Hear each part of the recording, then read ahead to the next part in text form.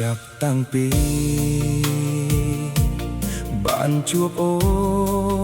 នក្នុងបេះដូងលងស្នេហ៍ស្រីចង់សាភិបរៀបរាប់ប្រាប់សេចក្តីកុំប្រកាន់បងអី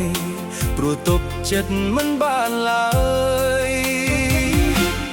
ធ្លាប់តែលឺមិនសូវច្បាស់តែពេលនេះបានជួបហើយអ្នកជ្រៃធំស្អាតណាស់ម៉ែអើយក្រុងសំពៅពូនក៏ដែរក្រមុំអែមខ្លាំងណាស់លងស្នេហ៍អូនហើយនារីក្រុងសំពៅពូនថ្ងៃនេះសូមប្រាប់ស្នួនថាបងពិតជាស្មោះស្ម័គ្រថ្ងៃស្អែកប្រាប់ម៉ែចូលដល់ចាស់ដណ្ដឹងអូនអ្នករៀបការបាល់ភពទាំងបី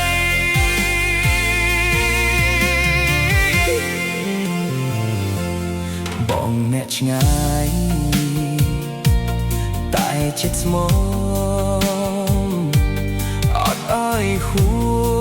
រប្រពៃនេះសូមមេត្តាដល់បងផងណាស្រីបងចង់ជួបនិស្ស័យនារីក្រុងសំពៅពូ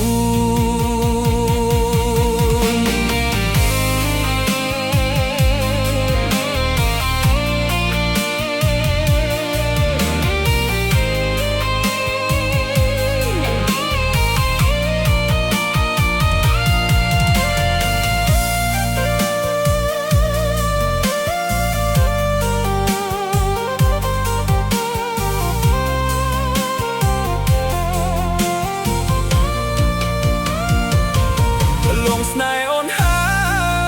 យនារីក្រុងសំពៅពូនថ្ងៃនេះសូមប្រាប់ស្មួន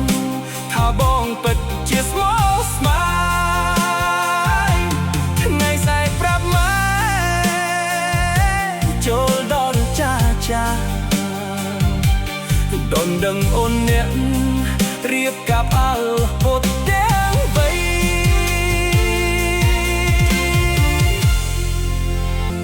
បងអ្នកឆ្ងាយតែចិត្តស្មោះអត់អើយហួរប្រពៃនេះសូមមេត្តាដល់បងផងណាស្រីបងចង់ជួបនិស្ស័យនារីក្រុងសំពៅពូ